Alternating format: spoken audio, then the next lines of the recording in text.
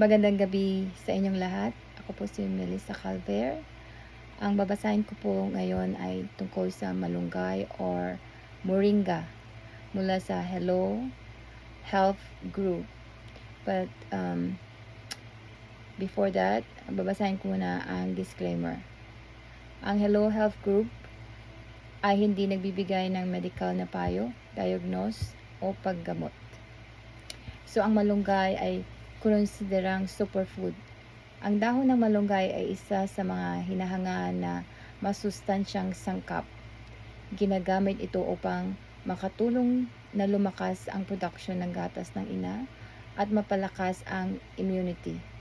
Ngunit ano pa ang ibang mga benepisyo ng pagkain at pinatuyong dahon ng malunggay? So ating babasahin ang mga gamit ng malunggay.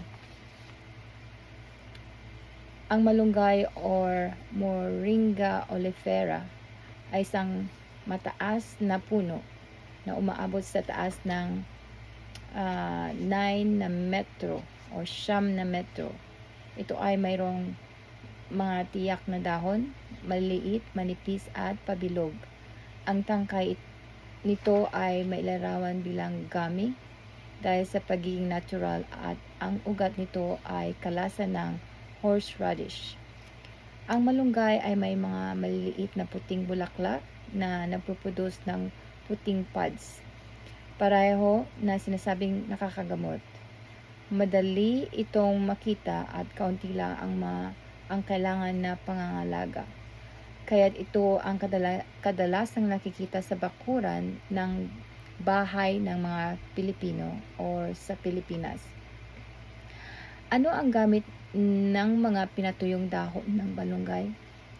Ang tuyong dahon ng malunggay ay pareho ng benepisyo gaya ng sariwang malunggay. Ang malunggay ay kilala para sa dami ng benepisyong pangkalusugan ng tulad ng nagtataglay ng properties na nakakapagpababa ng level ng blood sugar at nakapagpapababa ng presyon ng dugo. Dahil nakakatulong ito sa katawan na mag-absorb ng maraming iron, malaki ang epekto nito upang makatulong na lunasan ang anemia. Pangatlo, nakakatulong sa mga nanay na nagpapasuso upang mag-produce ng maraming gatas. Pang-apat, nakakagaan ng sakit sa tiyan, lalo na kung sanhi ng constipation. Panglima, nakakatulong ang malunggay na labanan ang infection dahil mayroon itong natural na antibacterial na properties. Pang-anim, ito ay mahusay na pinagmumulan ng phosphorus at calcium at ito ay patibayin ang mga buto. Pang-pito, ito ay mayaman sa antioxidants. Paano ito magiging epektibo? Ang benepisyong pangkalusugan ng tuyong dahon ng malunggay ay pareho ng benepisyo na makukuha sa sariwang dahon at pods. Sa lahat ng anong piliin nyo upang ihanda ang mga ito, ang nilalaman ng nutrisyon at gamot ng malunggay ay hindi nababawasan. Pag-iingat at babala.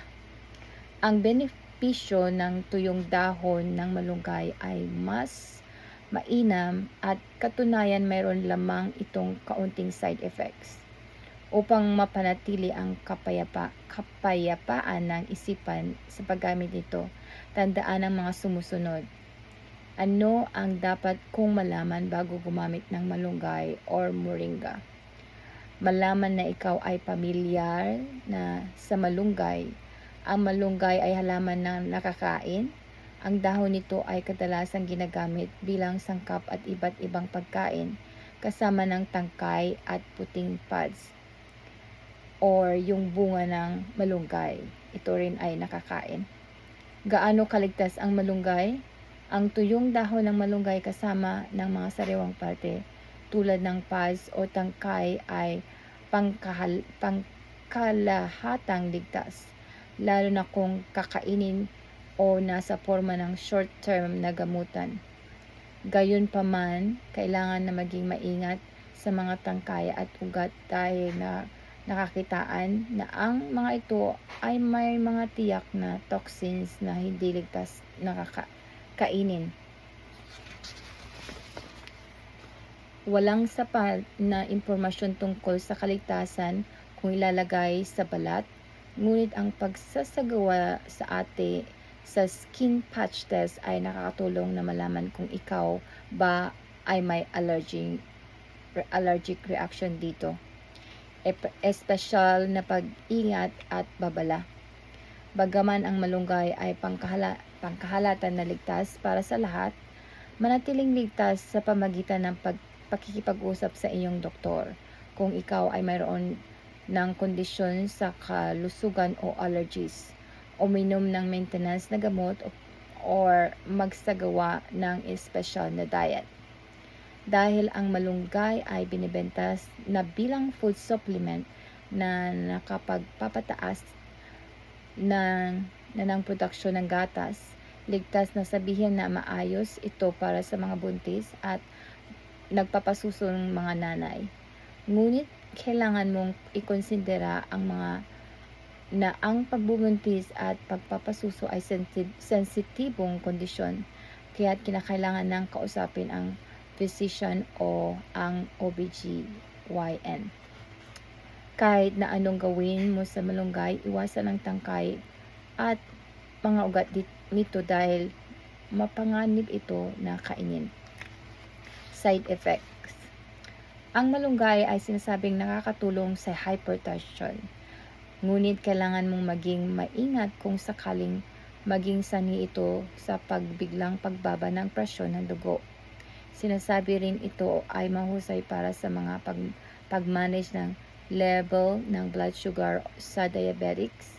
Ngunit ang mga pasyente ay maaaring makaranas ng hypoglycemia o pagbabang level ng blood glucose kung dadamihin ang konsumo.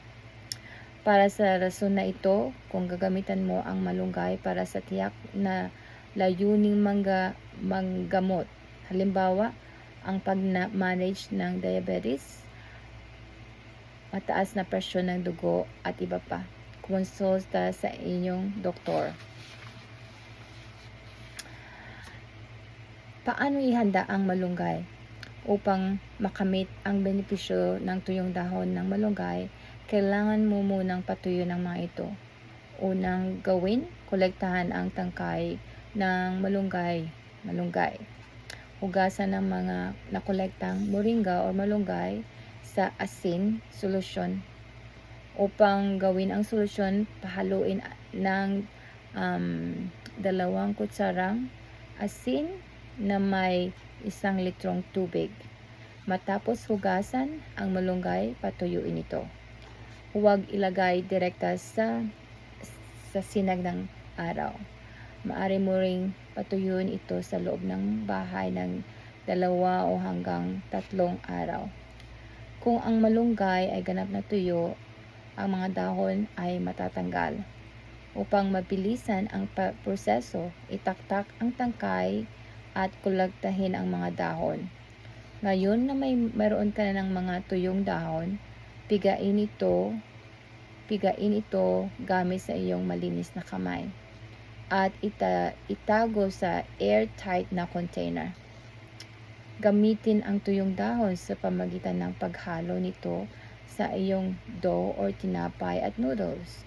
Marami ring idagdag ito sa mainit na tubig upang ma-enjoy ang instant na tsaa, o simpleng ipalibot mo lang sa iyong mga pagkain. Ano ang mga forma ng malunggay? So, karagdagan na pagkain ito sa sariwa o tuyo.